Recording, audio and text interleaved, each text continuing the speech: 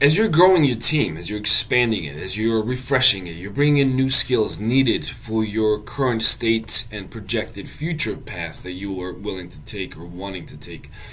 You need to consider it everything, right? You need to look at, obviously, their skill set that they're bringing, their functional, operational, technical skills that they're bringing to your team, which are very important. But that's not the main focus, or should not be the main focus. Trust your gut, trust your instincts, trust what you see about them as a person, as an individual, their work ethic, their commitment, their effort, their energy, their willingness and ability to learn. That's essential. To be a team player, to be somebody you can depend on, that other team members can count on.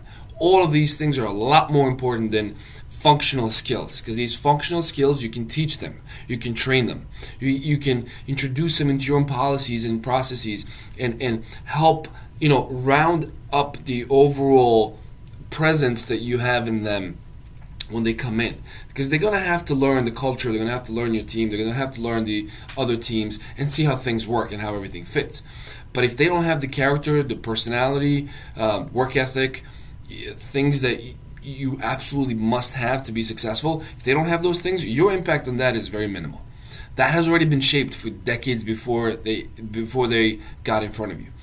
Parents, grandparents, whoever raised them, however they were raised, where they were raised, their previous employers, their previous life experiences, education, all of these things have, left their own individual imprints on their overall character and personality. And those things you have little impact over. So that is absolutely essential. And then other things you can train. If you can get both, that's ideal. But if they're lacking somewhere, let them lack in technical or functional skills, because those you can train them on. Those they can learn.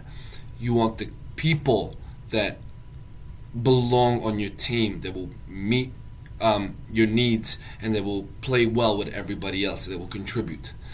So focus on those first. Trust your instincts. I have seen several times where the character, the personality, even though they had amazing technical skills for both positions, for my teams and other teams, but it just, it didn't feel right.